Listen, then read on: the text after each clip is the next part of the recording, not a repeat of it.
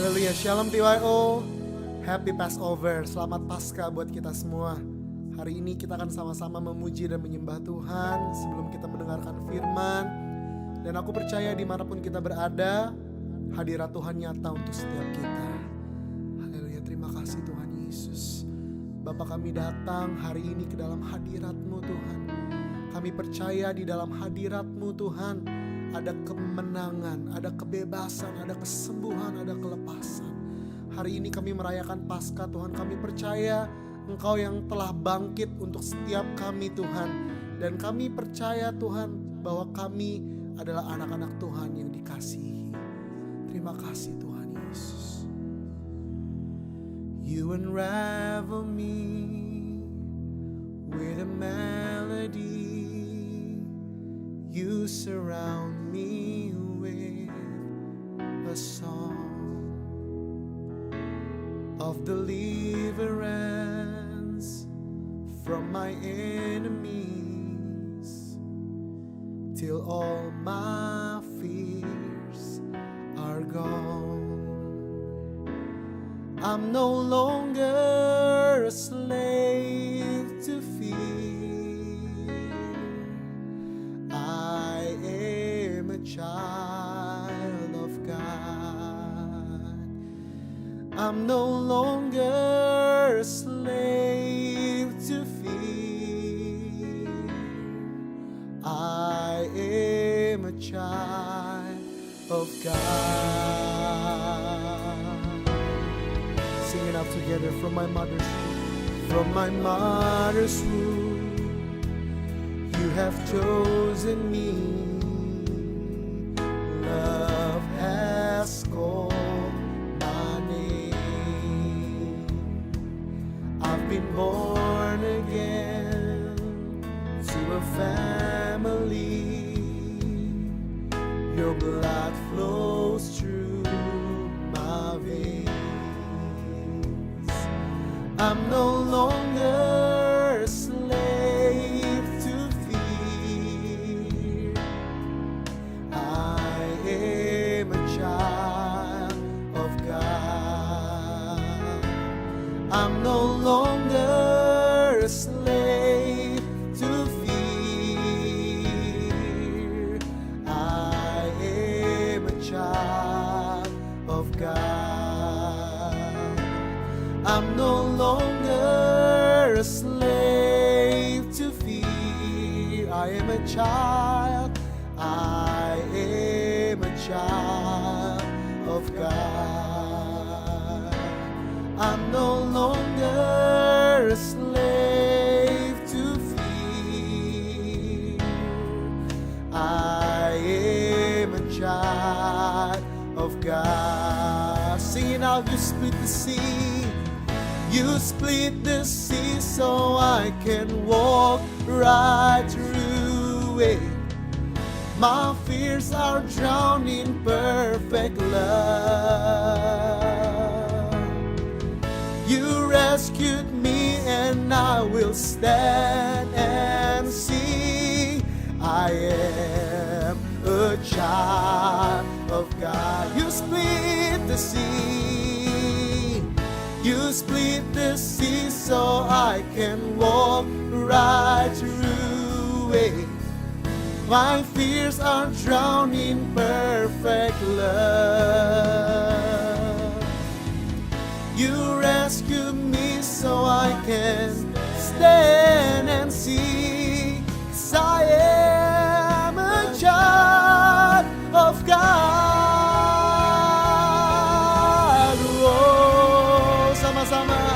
I'm no longer a slave to fear. I am a child of God. 'Cause I'm no longer a slave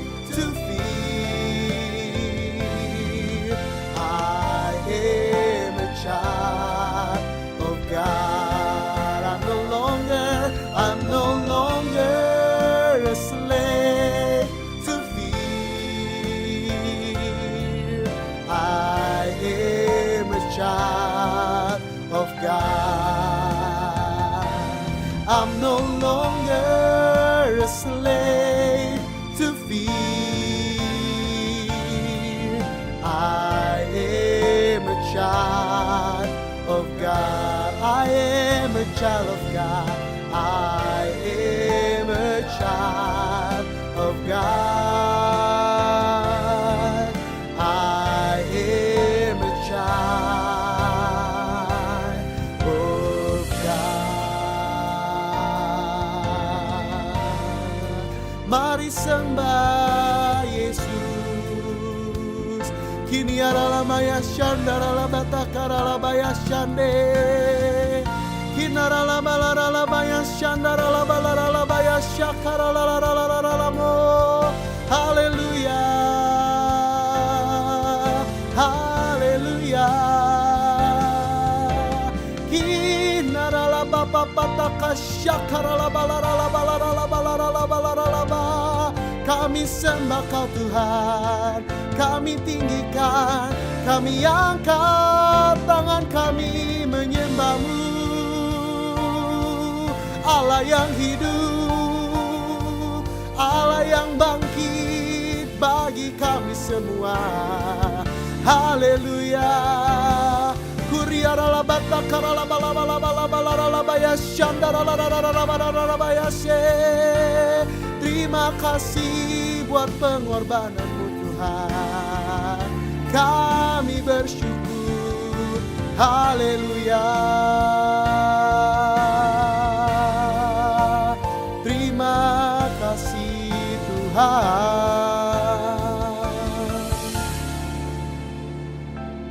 Kau membuatku sesuai rencana-Mu. Kau memegang setiap musim hidupku.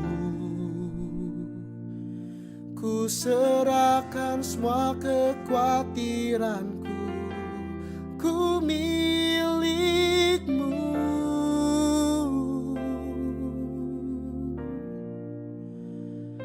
Semua kekuranganku Kau pun tahu. Tetap Kau pandang indah dalam-Mu.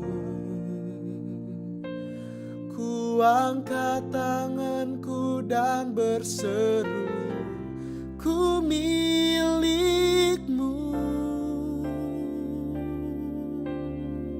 Kau membuatku sesuai rencana-Mu. Dengan iman kita katakan, Kau memegang setiap musim hidupku. Kami serahkan semuanya Tuhan. Ku serahkan semua kekhawatiranku. Ku milik-Mu. Oh, kami angkat tangan kami Tuhan.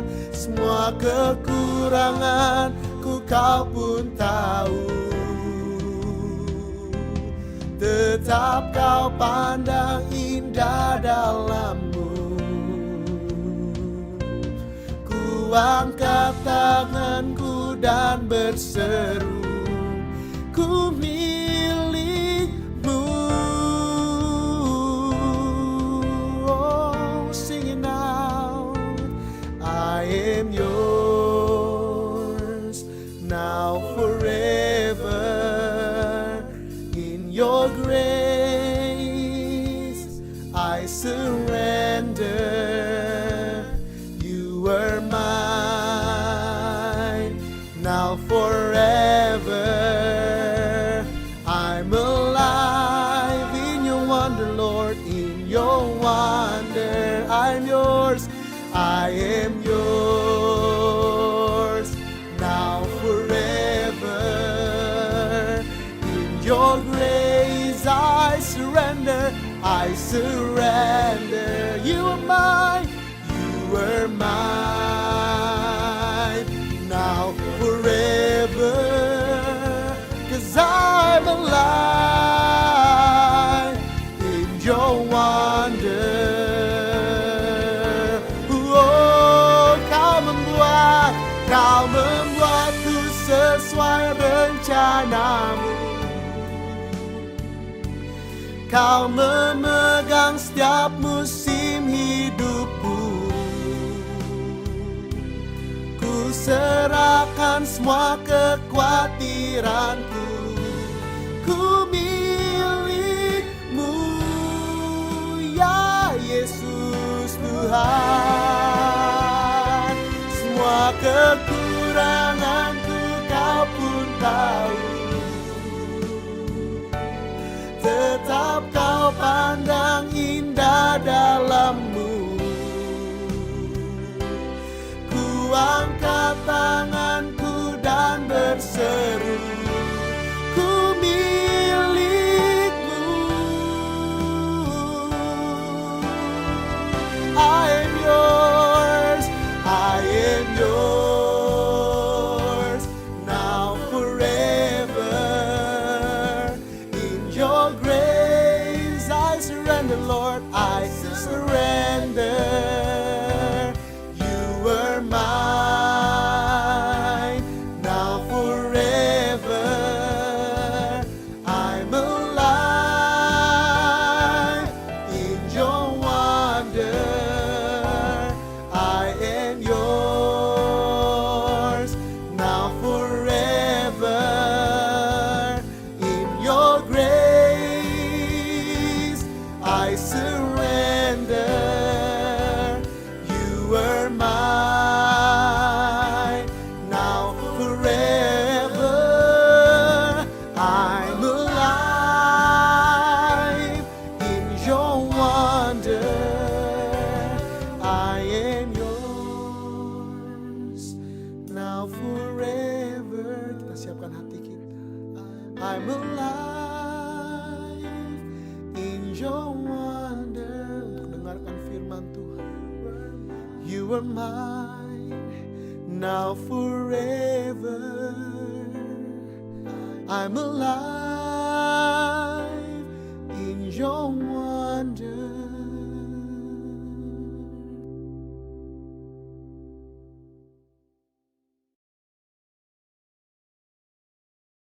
Shalom, apa kabar semuanya teman-teman TYO? Saya bersama keluarga, bersama dengan Pastor Dharana dan Kara, kami mau mengucapkan selamat hari Minggu. Dan hari Minggu ini adalah hari Minggu yang luar biasa, yaitu hari Minggu Paskah. Kami sekeluarga mengucapkan selamat Hari Raya Paskah, hari di mana kita merayakan kebangkitan Tuhan Yesus, Juru Selamat kita yang hidup dan yang sungguh berkuasa dalam kehidupan kita. Saya dan sekeluarga percaya bahwa hari ini kita merayakan Paskah dengan sangat spesial. Ini adalah kali pertama bagi saya dan mungkin kita semua ya, merayakan Paskah di rumah-rumah. Jadi kita ibadah secara virtual. Ini merupakan satu kesempatan yang luar biasa dan juga unik. Tapi juga saya percaya ini akan memberikan makna lebih bagi kita ketika kita merenungkan perjalanan kehidupan kita mengikut Kristus.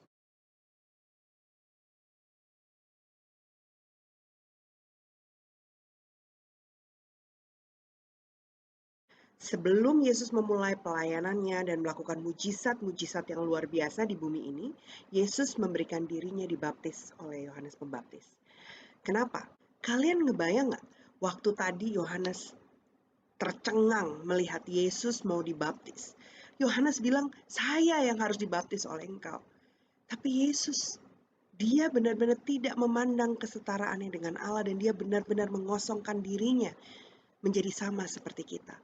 Di sini adalah upaya pertama Yesus untuk relate dengan humanity, dengan manusia yang berdosa. Karena sebenarnya baptisan adalah untuk kita, orang yang berdosa.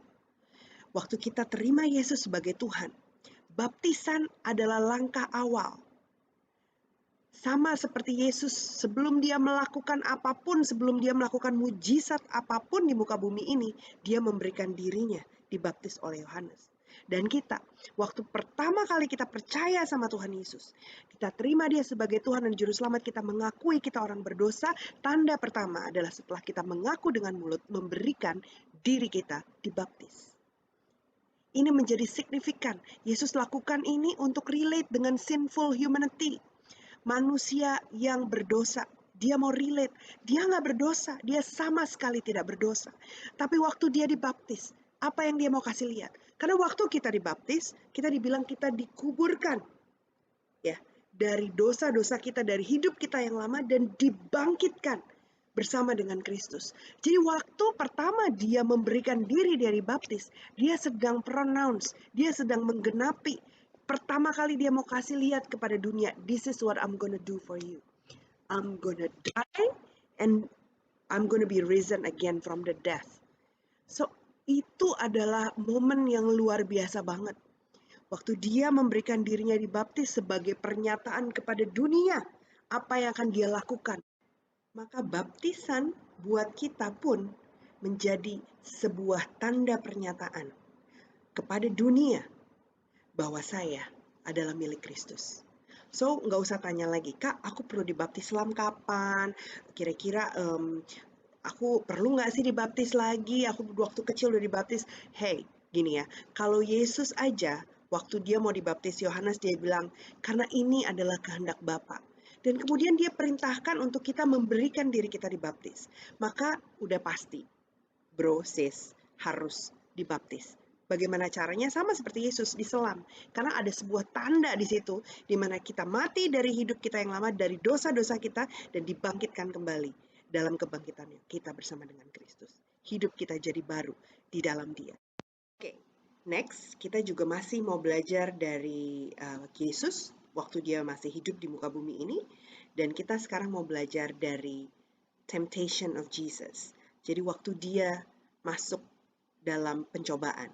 Ya, sekarang kita juga mau belajar bagaimana kita tarik itu buat hidup kita pribadi lepas pribadi.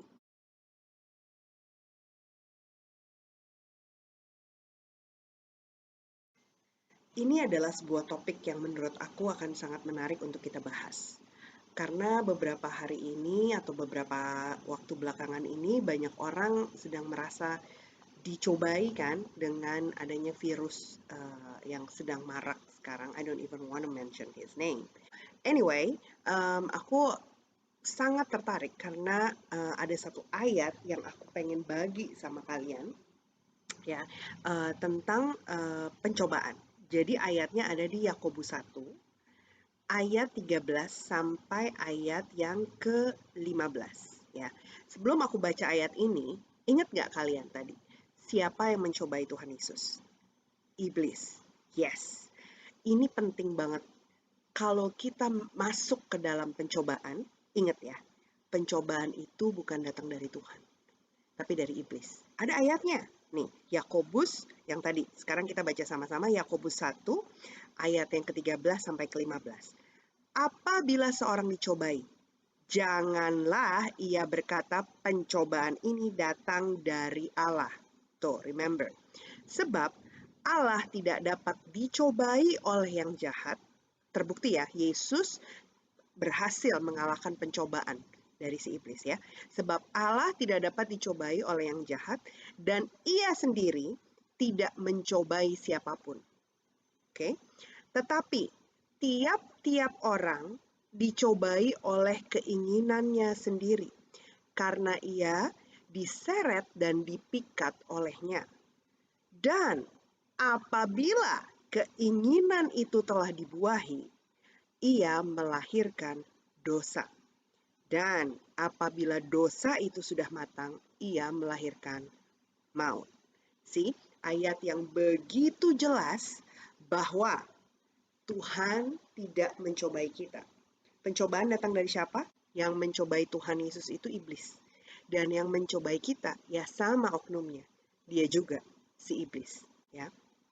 Nah, sekarang kita lihat tadi iblis pertama awal dia masuk, ini relate banget sama di kisah awal di Kejadian, yaitu kisah Adam dan Hawa.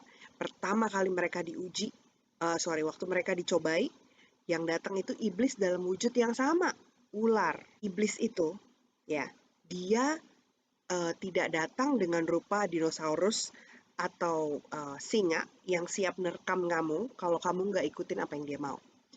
Dia datang dalam wujud ular yang licik. Artinya apa? Dia mau trick you. Dia mau kasih kamu pikiran-pikiran, imajinasi-imajinasi ya, yang dimana kamu bisa kalah di dalamnya. Sebenarnya iblis nggak punya kuasa untuk buat kita berdosa masuk dalam pencobaan itu. Itu keputusan kita, men. Karena apa? Karena iblis datang memberikan bayangan, memberikan pikiran, tetapi gini, waktu Yesus diberikan bayangan itu dan diberikan pikiran itu, apa yang Yesus lakukan? Dia memperkatakan firman. Dia mengalahkan iblis dan tipu muslihatnya dengan firman. So guys, kita diberikan kuasa yang sama. Gimana caranya kita menang atas pencobaan? Nomor satu, gak ada lain, gak ada bukan. Hidup di atas firman. Ketika kita tahu apa yang ada di pikiran kita nih, pikiran-pikiran atau imajinasi yang masuk atau yang tiba-tiba datang atau yang this is something bad ya, datang dalam pikiran kamu, mungkin terpapar lewat mata atau apa yang kamu dengar, dan your spirit, di dalam kamu ada Holy Spirit yang akan mengingatkan kamu akan firman dan kamu akan tahu, oh, ini bertentangan dengan firman. You know what? In times like that, don't just be quiet. Harus lawan dengan firman. Ini adalah masa-masa yang paling hebat dan paling tepat untuk kita praktekkan firman ini. Waktu ketakutan datang, waktu imajinasi, pikiran, ada kekhawatiran-kekhawatiran yang tiba-tiba tidak terkendali masuk dalam pikiran kita, especially when you're bored maybe, or when your family ada mengalami ancaman-ancaman tertentu oleh karena financial situation right now gitu. Then there's ada pikiran-pikiran yang muncul, dan saya mau kasih tahu, kalau pikiran itu tidak sesuai dengan kehendak Allah, caranya adalah mengusir si iblis yang mencoba menguji, mencobai kamu, ya, lawan dengan firman. Perkatakan apa janji Tuhan dalam hidupmu. Dan katakan dong, kamu anak siapa? Dan kalau kamu anak, kamu memiliki janji-janji, kamu bahkan menjadi ahli waris dalam kerajaan Tuhan. Apa yang Bapa punya itu milik kamu. Jadi kamu katakan itu dengan segenap hati dan dengan iman. Lawan iblis dengan firman. Dan saya mau nambahin sedikit lagi dalam topik temptation of Jesus ini, bahwa waktu kamu dicobai itu bukan kamu berdosa ya. Jadi waktu kamu dicobai itu nggak otomatis dosa. Dalam ayatnya di Ibrani 4 ayat 15, saya harus baca ini dalam NIV version karena ini lebih clear gitu maksudnya. Jesus has been tempted in every way, just as we are, yet was without sin. Jadi waktu Yesus dicobai, dia nggak berdosa. Dan kita juga bisa dicobai, dan itu nggak otomatis kita berdosa karena kita cuma dicobain.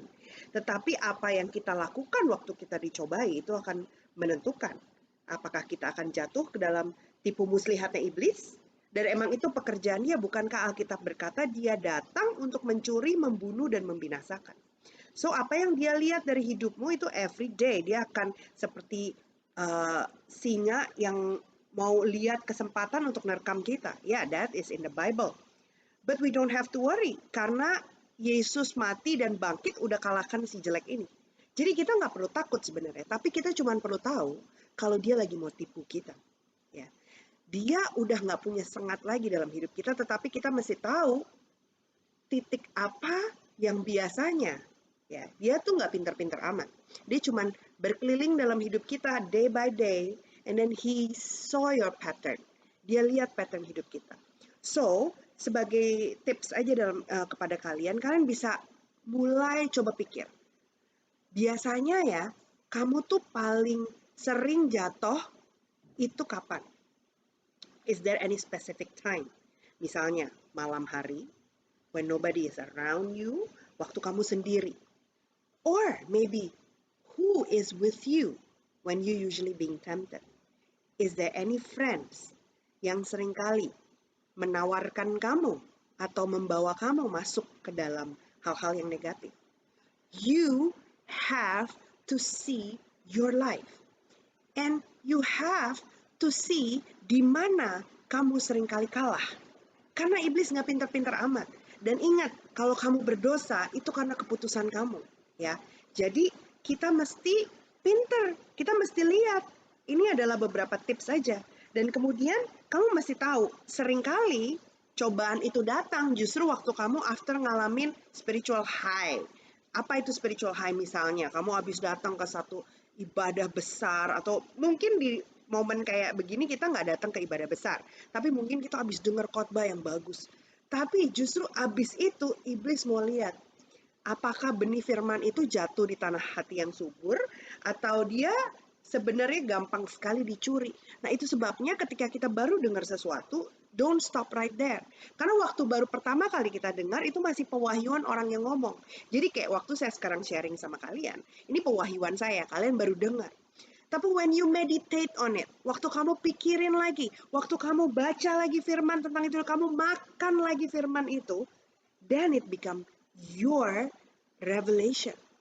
Kamu sendiri yang menjadi firman itu jadi diwahyukan buat diri kamu dari sini turun ke sini. Ya, nah ini yang penting. Ketika firman gak sekedar jadi pengetahuan, tapi turun ke hatimu, kamu hidupi. Nah, ini yang akan membuat jadi senjata untuk kamu lawan dia. Lawan si iblis maksud saya.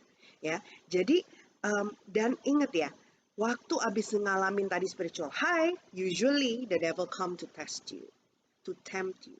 And then the other thing juga, waktu dia dicobai, waktu seseorang dicobai, amin ya, waktu kamu dan saya misalnya dicobai, itu berarti ada satu kekuatan yang iblis tahu nih. Biasanya bukan cuma soal kelemahan, tapi kekuatan. Can you imagine waktu ini karena saya ambilnya dari film tadi.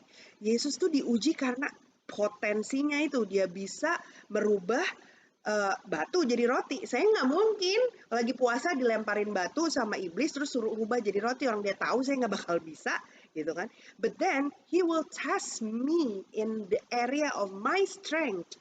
Will I use it to glorify God, or will I use it my influence, my strength to glorify myself, to be prideful? That is a temptation.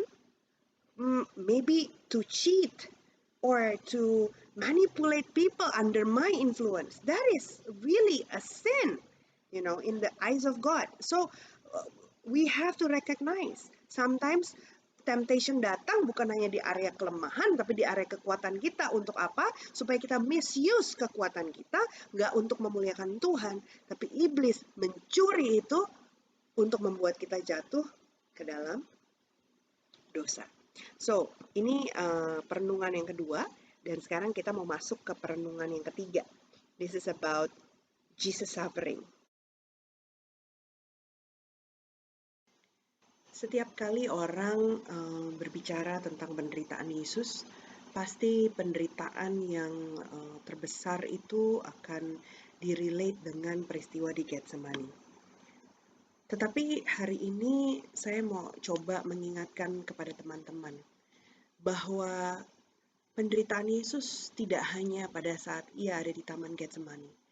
Peristiwa di mana dia mulai dari dia mengatakan kepada murid-muridnya, sebenarnya waktu perjamuan makan malam itu dia betapa hatinya tuh sedih karena dia akan dikhianati oleh salah satu dari muridnya. Salah satu suffering yang Tuhan alami adalah pengkhianatan. So this is also a way that Jesus want to relate with our humanity, to face betrayal. How many of us mungkin kita pernah yang namanya dikhianati, mungkin kita pernah disalah mengerti. Bukankah Yesus seringkali disalah mengerti walaupun dia hanya melakukan kebaikan dan berbagai macam mujizat, tetapi berbagai tuduhan yang salah itu diarahkan kepadanya. Bukankah kita seringkali juga mengalami criticism maybe? Yesus bukan hanya udah dikritik lagi, tapi Yesus menabur begitu banyak kebaikan kepada hidup banyak orang. Tetapi yang dia tuai dari orang-orang yang orang banyak yang mengikuti dia itu ada yang benar-benar percaya, tapi ada juga yang cuman pengen lihat dan cuman actually hanya malah ingin mencari kesempatan untuk menjatuhkan Yesus. Satu hal yang saya begitu terpesona dengan apa yang Yesus lakukan adalah menjadi juru selamat yang mengerti apa yang saya dan kamu alami. Dia nggak cuman juru selamat yang mengatakan kamu harus taat kepadaku, tapi dia nggak mengerti ujian-ujian ataupun situasi-situasi sulit yang mungkin kita hadapi. Berapa banyak kita di musim hari ini kita sedang berkata sama Tuhan, why God? Kenapa? A question that is so famous that people ask God, why? Sementara suffering itu terjadi di bumi ini adalah suatu hal yang pasti. Because we live in a broken world. Dunia ini sudah diberikan kuasanya kepada manusia. Ya, waktu Adam dan Hawa diciptakan, mereka diberikan kuasa penuh. Tuhan bilang, berkuasalah, beranak cuculah, dan kuasailah bumi. Bumi diberikan kepada kita. But then, at their fall, waktu mereka jatuh, dan kemudian jatuh kepada tipu muslihat iblis, kuasa yang diberikan kepada manusia dengan manusia punya kesadaran penuh diberikan kepada setan. So here we are in a broken world, di dalam dunia yang dipengaruhi banyak oleh kuasa-kuasa si jahat. Dan memang akhirnya dia jadi berkuasa di bumi ini karena manusia yang terlebih dahulu sudah submit sama dia. So betapa banyak kita lihat penderitaan, masalah, problem itu bukan dari Tuhan, tapi dari perbuatan manusia yang seringkali hidupnya ada di bawah pengaruh si jelek, pengaruh iblis. Pikirannya dipengaruhi iblis, semua desire-nya, nafsunya dipenuhi oleh iblis. Sehingga banyak hal buruk terjadi di muka bumi ini oleh karena perbuatan manusia. Yet, setiap kali ada masalah, setiap kali ada bencana, people will ask, why God? Tapi Injil adalah soal kabar baik. Jadi hari ini, this is the good news for you. Firman Tuhan berkata, Allah turut bekerja di dalam segala sesuatu untuk mendatangkan kebaikan bagi kita yang mengasihi Dia dan yang terpanggil sesuai dengan rencananya. Itu di Roma 8 ayat 28. Dan kita bisa melihat dengan jelas di tengah-tengah situasi seperti ini, anak-anak Tuhan yang membangun hidupnya di atas firman Tuhan, memiliki hubungan dengan Tuhan, memiliki satu keintiman yang kita sebutkan keintiman dengan Tuhan. Kita nggak pahit dengan hidup. Kita nggak pahit ketika mungkin salah satu dari anggota keluarga kita bahkan ada yang terefek dengan masalah-masalah yang terjadi. Kita nggak jadi pahit. Justru kita melawan situasi-situasi itu dengan terus memperkatakan firman Tuhan, mempercayai Tuhan, dan itu yang membuat kita tampil beda. Hidup yang tetap punya pengharapan di tengah situasi-situasi yang sama yang dialami orang dunia, ketika semua orang hanya berkata, why God, why this, why that, semua mencari pihak untuk disalahkan. Tetapi kita hidup di dalam pengharapan. Ketika semua orang panik, kita tidak panik. Karena kita tahu, di balik semua hal Tuhan bisa mendatangkan kebaikan buat kita yang mengasihi Dia. Saya mau bacakan satu ayat buat teman-teman dari Roma 5 ayat 3 sampai dengan 5. Dan bukan hanya itu saja, kita malah bermegah juga dalam kesengsaraan kita. In our suffering. Not because of our suffering, but in our suffering. Jadi kita bersuka cita di dalam kesengsaraan kita, bukan karena kesengsaraan kita. Ya. Karena kita tahu bahwa kesengsaraan itu menimbulkan ketekunan. Dan ketekunan menimbulkan tahan uji. Dan tahan uji menimbulkan pengharapan. Dan pengharapan tidak mengecewakan. Karena kasih Allah telah dicurahkan di dalam hati kita oleh Roh Kudus yang telah dikaruniakannya kepada kita. luar biasa, janji yang luar biasa. Makanya kalau kita masuk dalam situasi yang sulit, lihatlah janji yang terkandung di balik semua peristiwa-peristiwa yang sedang kita hadapi. Kita harus belajar hidup lebih dari sekedar indera kita ini. Apa yang bisa kita lihat, apa yang bisa kita dengar, apa yang bisa kita rasa. Hiduplah melebihi itu. Apa artinya? Itu artinya hidup dengan iman. Melihat apa yang tidak kelihatan. Mendengar apa yang bukan sekedar dunia sedang katakan, tetapi apa yang Tuhan katakan dalam hidup kita. Sehingga hidup kita bukan hanya oleh karena melihat, tapi oleh karena percaya. Sebab kita adalah orang-orang benar. Maka kita akan melihat di balik semua peristiwa ini ada janji Tuhan yang akan digenapi buat hidupmu dan buat hidupku. Ya, yang pertama udah pasti Tuhan akan menghasilkan, menurut firman ini adalah sebuah kata yang namanya ketekunan. Berapa banyak kualitas ini sudah jarang kita jumpai. Ketekunan ini saya rasa nggak bisa dipisahkan dengan kesetiaan. Ya, orang yang bertekun adalah orang yang setia. Dan kualitas ini jarang kita temukan. Berapa banyak di masa yang sulit, orang misalnya dalam keluarga mengalami masa yang sulit, mereka akan meninggalkan, tidak bertekun di dalam kesulitan-kesulitan itu untuk melihat kemenangan, tapi mereka memutuskan untuk keluar, lari dari apa yang sedang mereka hadapi. Padahal mereka nggak sendirian, padahal mereka sedang berjalan dengan Tuhan yang penuh kuasa. But they don't realize it. Mereka nggak ada hubungan dengan Tuhan sehingga mereka nggak bisa alami penyertaan Tuhan yang nyata di dalam situasi yang sulit. Satu, Tuhan hasilkan ketekunan. Dua, Tuhan hasilkan tahan uji. Apa itu tahan uji? Satu contoh yang paling sederhana yang saya bisa ingat adalah ketika logam dimasukkan ke dalam sesuatu yang panas, api yang panas. Kapan terlihat murni adalah ketika si pembuat logam itu dapat melihat refleksi wajahnya di logam yang sedang dia murnikan. So demikian dengan kita, tahan uji. Ketika kita dimasukkan dalam situasi yang sulit, adalah satu hal tahan uji di mana Tuhan bisa melihat karakter Kristus muncul dari dalam hidup kita. Kalau dalam situasi yang baik-baik, semua tampak begitu rohani kan?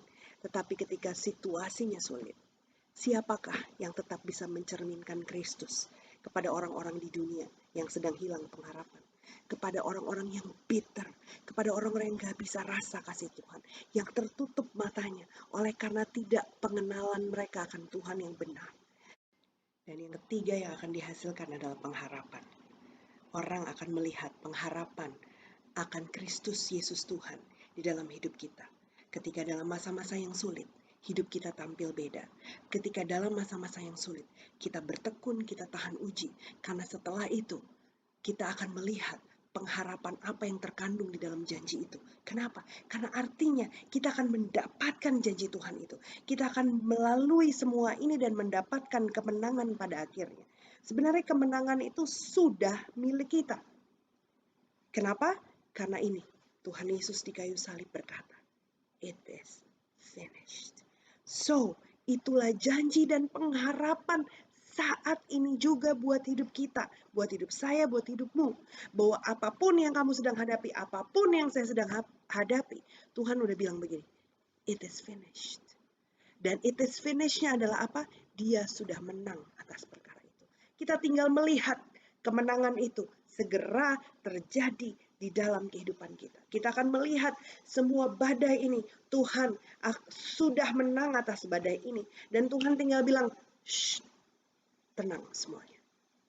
Dan kita percaya, kita punya pengharapan. Dan biar orang dunia melihat hidup kita yang penuh pengharapan ini. Dan mereka menemukan jawaban yang mereka cari dalam hidup mereka. Di dalam Yesus. Lewat hidup kita. Lewat penderitaan atau suffering yang kita alami. The death of Jesus. And how kita bisa relate kematian Kristus dengan kematian kita. Jesus' death and our death. Semisalkan, saya cuma mau ajak kalian berpikir, ya. Mungkin saya nggak tahu Kak, ada yang udah pernah berpikir tentang hal ini apa enggak. Semisalkan ada cara lain untuk kita diselamatkan, tanpa harus Yesus mati buat kita. Masa sih Bapa tidak akan mengambil cara itu. Do you think Bapa akan dengan begitu gampangnya merelakan Yesus untuk mati buat dosa saya dan dosa kamu? I don't think so. It's just simple kenapa Yesus harus mati supaya kamu dan saya bisa hidup. Sebab firman Tuhan berkata, tanpa pencurahan darah maka tidak ada pengampunan dosa. Berarti untuk mengampuni dosamu dan dosaku, satu-satunya cara adalah Yesus harus mati untuk menebus dosamu dan dosaku. Pernah nggak kita berpikir pembicaraan seperti ini mungkin pernah terjadi di surga?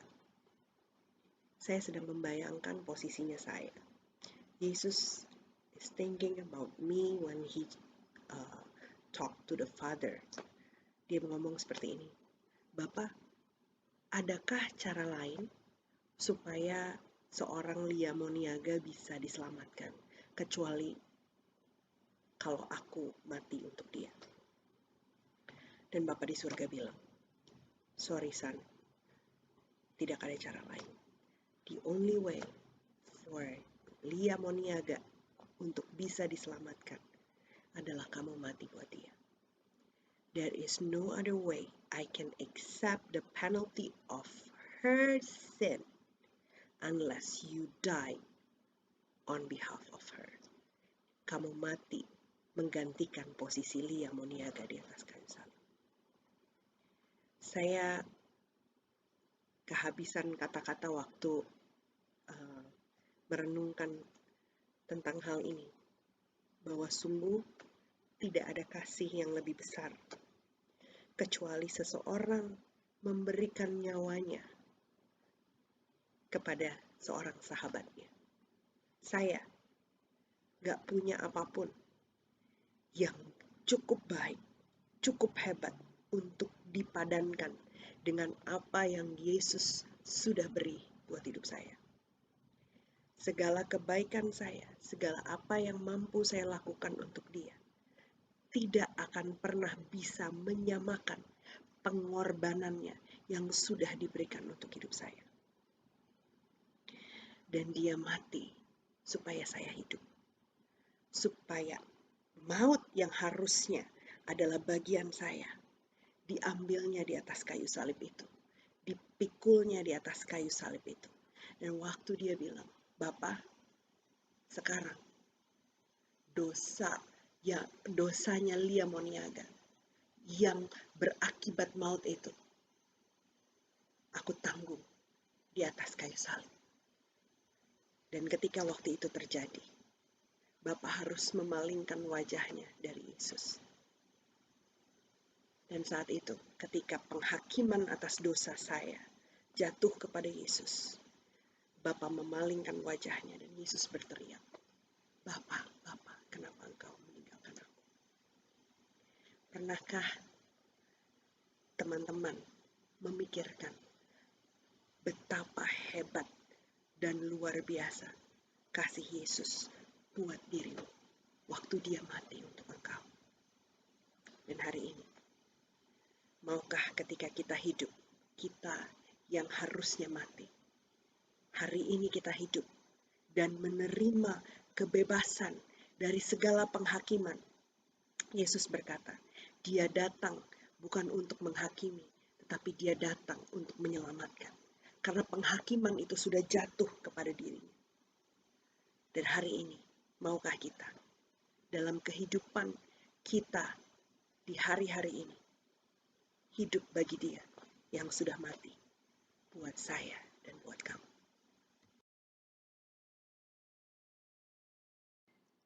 Sekarang kita masuk ke bagian terakhir dari sharing-sharing kita hari ini. Adalah tentang kebangkitan Yesus. Jesus' resurrection and your resurrection. This is an amazing treasure in the Word of God. Saya mau cerita sedikit apa yang terjadi ketika Yesus mati. Jadi setelah Yesus mati, tubuhnya diturunkan ya, kemudian dia dikuburkan ceritanya. Lalu kemudian waktu dia dikuburkan ya, Pilatus Pilatus memerintahkan kepada pasukan Roma untuk menjaga kuburnya. Nggak cuman menjaga kubur biasa aja, tapi di depan kubur itu harus ditutup dengan sebuah batu yang super besar dan super berat. Ya, lalu nggak cuman digulingkan aja, actually it is di sealed gitu, kayak di lem gitu, di sealed supaya rekat gitu dan supaya nggak bisa ditembus ya. Terus kemudian nggak cuman itu, karena Pilatus sudah dengar berita bahwa Yesus berkata berkali-kali di depan banyak orang pada hari ketiga dia akan bangkit. So, dia taruh pengawal-pengawalnya, pasukan-pasukan Roma ya, untuk berjaga-jaga di depan kubur Yesus. Wow, suatu penjagaan yang luar biasa untuk orang yang mati ya. Sampai hari ini saya belum pernah dengar ada kubur yang dijaga takut orangnya bangkit kecuali Yesus. How amazing he is ya. So, apa yang saya mau bagiin buat kalian, saya mau bacain ayat ya, satu ayat di mana bahwa ayat ini ya, di dalam ayat ini karena kebangkitannya Yesus membuktikan bahwa dia adalah Tuhan. Saya mau baca dari Roma 1 ayat yang keempat, tapi saya baca dalam bahasa Inggris. By being raised from the dead, he was proved to be mighty Son of God, with the holy nature of God himself. Apa arti firman Tuhan ini? Simply, dia sedang berkata bahwa dengan kebangkitan Kristus, dia membuktikan bahwa dia benar-benar Tuhan. Wow, waktu Yesus membuktikan dia bangkit, tahukah teman-teman, itu dia menyatakan dirinya lebih daripada 500 orang. Jadi itu bukan hayalan belaka. Itu terbukti, itu bukan cuma mimpi, itu bukan sekedar visi, hanya beberapa orang yang menjadi pengikut Yesus yang bisa lihat. No, dia benar-benar di firman Tuhan kalian bisa baca di kisah kebangkitan Yesus, dia menampakkan diri lebih dari kepada 500 orang. Saya yakin 500 adalah saksi yang legit, di mana bisa membuktikan kebenaran tentang sesuatu. So, kalau dia dilihat oleh lebih dari 500 orang, Yesus yang kamu dan saya sembah, sungguh-sungguh benar-benar bangkit. Dan itu membuktikan dia benar-benar Tuhan, dan dia benar-benar berkuasa. Dahsyat ya.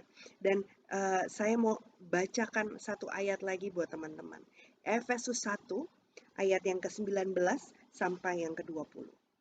Dan betapa hebat kuasanya bagi kita yang percaya, bagi kamu, bagi saya yang percaya, sesuai dengan kekuatan kuasanya yang dikerjakannya di dalam Kristus dengan membangkitkan dia dari antara orang mati dan mendudukkan dia di sebelah kanannya di sorga.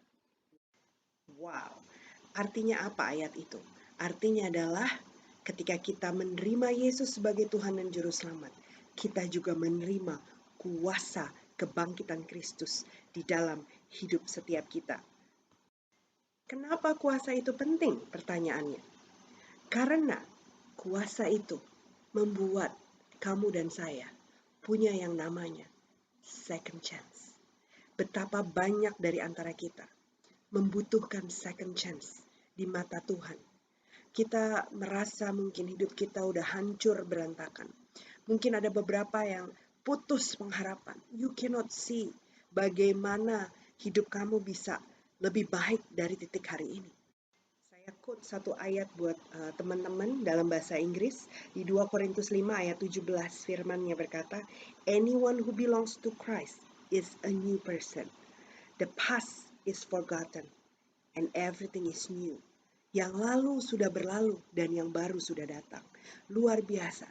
Janji di mana Tuhan memberikan kehidupan yang diampuni, kehidupan yang dibebaskan, kehidupan yang baru, nature yang baru. Kamu gak cuma sekedar jadi Lia Moniaga yang lebih baik, tapi Lia Moniaga yang punya nature yang baru. Yaitu apa? Yang menyukai hal-hal yang dari Tuhan.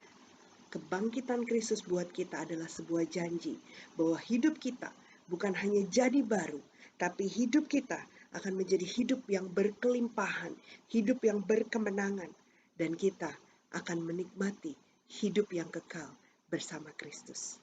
Mari kita rayakan Paskah ini dengan hati yang penuh dengan pengucapan syukur. Karena kita bukan hanya memiliki juru selamat yang sudah mencontohkan dan meneladani segala sesuatu dalam hidup kita, baik-baik maupun yang buruk, dalam keadaan yang senang maupun dalam keadaan yang sedih, dalam keadaan yang sulit. Yesus sudah mencontohkan terlebih dahulu buat kita. Bahkan Dia sekarang menjadi juru selamat yang dapat mengerti segala musim hidup kita. Dan berbahagialah, bukan hanya mengerti, tapi Dia memberikan kemenangan. Dia sudah menang dan Dia memberikan kuasa itu dalam hidup kita, dalam hidupmu, dalam hidupku. Selamat Hari Raya Paskah, selamat menikmati hidup yang berkemenangan di dalam Kristus Yesus, Tuhan kita. Mari saya ajak kita tutup di dalam doa. Allah Bapa kami yang baik, Juru Selamat kami, Yesus Kristus, dan Allah Roh Kudus yang senantiasa ada di dalam hati kami, yang menemani hari-hari kami. Kami bersyukur buat pengorbanan Kristus yang sudah mati ganti kami, ganti setiap dosa dan salah kami, ganti segala malu dan kelemahan kami, bahkan segala sakit penyakit dan kutuk kami sudah ditanggung oleh Kristus. Sekarang kami menerima pengorbanan itu dan juga kuasa kebangkitan Kristus yang ada di dalam setiap kami lewat Roh Kudus-Nya. Kami akan berjalan melalui masa-masa ini, hari-hari ini dengan kuasa kebangkitan Kristus. Kami akan melihat Tuhan yang kami sembah akan melakukan mujizat, apa yang mustahil bagi manusia menjadi mungkin bagi kami. Karena Allah kami berjalan bersama dengan kami. Karena kuasa kebangkitan Kristus itu ada bergerak di dalam dan melalui hidup kami. Kami berkata kepada setiap kemustahilan dalam hidup kami, kepada setiap kesulitan-kesulitan, setiap problem-problem, Engkau tidak lebih besar dari Tuhan kami. Dan kami katakan, tidak ada nama yang lebih hebat dari nama Kristus Yesus Tuhan dari hidup kami. Segala problem, segala badai, Engkau tunduk di dalam kuasa nama Kristus. Hari ini kami mintakan hikmat, kami mintakan penghiburan, kami mintakan kekuatan bagi setiap anak-anak-Mu Tuhan yang sedang ada dalam masa-masa yang sulit, mungkin sedang mengalami musim-musim yang sulit dalam hidup mereka. Tapi aku percaya kuasa kebangkitan Kristus membawa kemenangan dalam hidup mereka. Dan sekarang Tuhan, kami mau menerima berkat yang daripada-Mu. Berkat dari Allah Bapa yang mengasihi kita, yang menjadi sumber yang tidak pernah kering dalam hidup kita, yang memelihara hidup kita. Dan dalam pengorbanan Yesus Kristus Tuhan yang sudah menanggung setiap dosa, menanggung setiap kutuk, menanggung setiap kelemahan kita. Dan dengan Roh Kudus-Nya yang menyertai kita setiap hari, yang berjalan, menghibur, menolong, mengajar kita. Kita terima berkat dari Allah Bapa, Allah Anak, dan Allah Roh Kudus yang menyertai hidup kita dari hari ini sampai selama-lamanya. Sampai Yesus Tuhan datang kembali kali yang kedua menjemput kita di awan-awan yang permai. Kita semua yang percaya dan menerimanya sama-sama katakan amin. Tuhan Yesus memberkati.